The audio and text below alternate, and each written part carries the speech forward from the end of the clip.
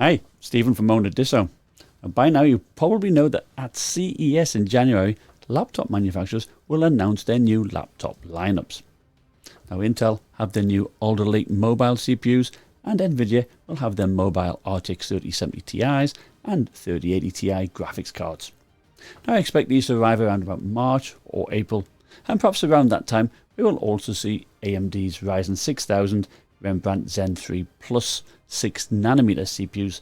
They support PCI Express Gen 4 and DDR5 memory. Now these Ryzen chips will boost performance and hopefully will be less sensitive to RAM, but their main competitor to Intel's Alder Lake will be later in 2022 with their Zen 4 7000 series, which offer up to 16 cores, 32 thread chips. So, if you see a good deal on an RTX 3070 or a 3080 laptop now, should you buy it or wait till spring next year? Now personally, I think if you see a good deal now and your focus is gaming or your software is accelerated by the GPU, then I would go for the deal. Now, case in point is my Omen 15T. That has an i9 9888 CPU and an RTX 2080 Max-Q. Now it still performs as good as any 105 watt RTX 3060, and my video editing software takes advantage of the 2080 Max-Q. I just preferred a 16:10 QHD screen, hence why I bought the Legion 7. Now here are the specs of the new GPUs taken from Video Card Z. The 3080 Ti will have 7424 CUDA cores, and that is 20% more than the 3080. Now supposedly it has a base clock of 1395 MHz, but there are no details on the boost clock, and that will depend on its power, which I suspect will start with a max-Q of 80 to 95 watts for thinner laptops such as the Aero 15 and the MSI GS66, and go all the way up to even perhaps 185 to 200 watts on something like the 17-inch Clevo X170. Now like the 3080, it will have 16 GB of video memory, which I am sure as time goes by and we see more ray tracing effects will probably be needed, especially at higher resolutions. Now I couldn't find any details on the RTX 3070 Ti, but I expect it to have about a 10% more CUDA cores than the 3070 and still have 8 GB of video memory. Now here is the kicker though, pricing. Now this table, taken from Tom's Hardware, shows pricing for the MSI GS66, the GE66 and the GE76. Now along the top are all 3070 Ti models, and all but the GE76 on the right have 32 GB of RAM and 1 TB of storage. The GE76 model on the right has 64 GB and 2 TB of storage. The GE76 Raider with the i7-12700H costs $3,184, and I suspect that will have a 1080p display. But opt for the i9-12900HK, that will cost you nearly $4,500. Assuming a max of $500 for the extra RAM and storage, say $100 for a QHD panel, that 12900HK will be about a $600 adder. Now that is insane.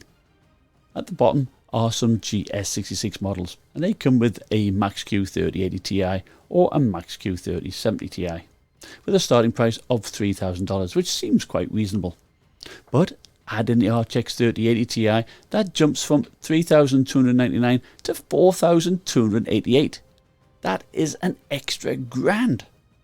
Likewise, the GE76 goes from $4,451 with the 3070 Ti to $5,435 with the 3080 Ti. So that is a grand extra as well. So $600 extra from the i7-12700H to the i9-12900HK, and $1,000 extra for the 3080 Ti over the 3070 Ti. Now personally, I think that is bonkers, unless you are getting some serious performance gains for the money.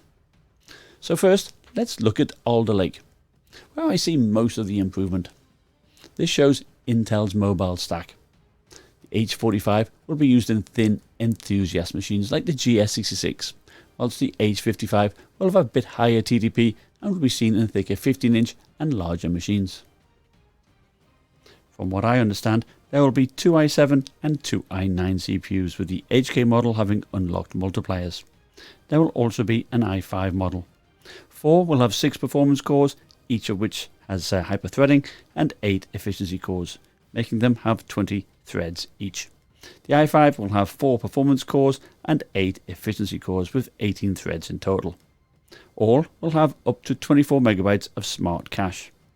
The base clock of the 12700H is 2.7 GHz with a boost of 4.6 GHz, whilst the i9 12900HK has a base of 2.9 GHz, boosting to 4.9.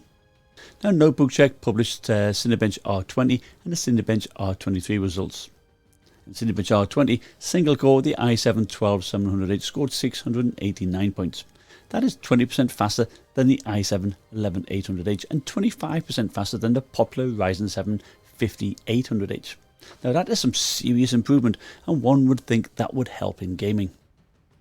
Looking at the multi-core score, the 12800H scores 7,158 points, beating the 5800H by an amazing 52% and 11800H by 55%.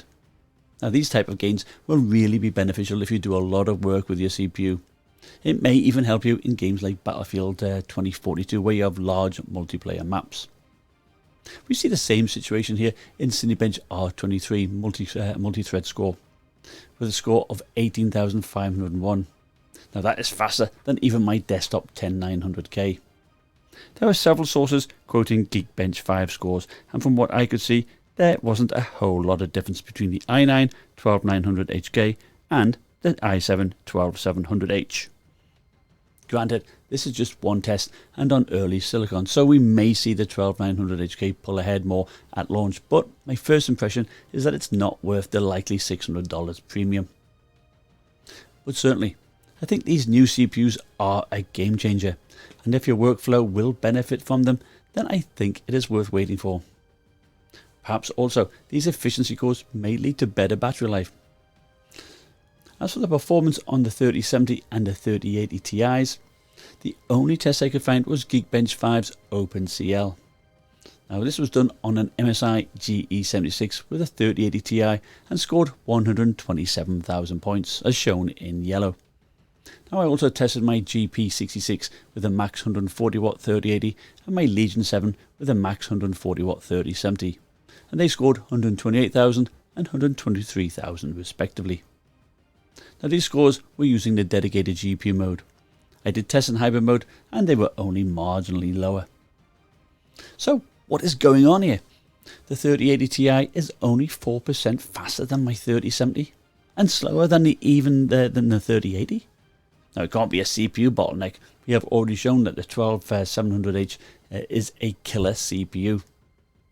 Is it because it is based on the GA103 chip and not the GA104 like the 3070 Ti and the 3080? Perhaps it is a driver.